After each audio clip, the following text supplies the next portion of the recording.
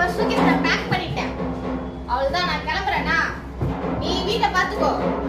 இங்க பார், நீ எவ்வளவு ஐஸ் வச்சாலும் நீ வீட்டை பாத்துக்கதான். நான் கூப்பிட மாட்டேன்.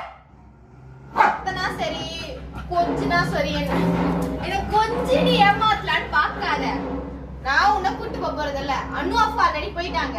அவ்வளவுதான், நான் சூட்கேஸ் எடுத்துட்டு கிளம்புறது. துணிமணி எடுத்துட்டு வீட்டை பாத்துக்கோ. ஏசி இருக்கு, இது இருக்கு, கேஸ் இருக்கு, சமைச்சு சாப்பிட்டு ஏசி போட்டு தூங்கு, எல்லாமே பண்ணுமா.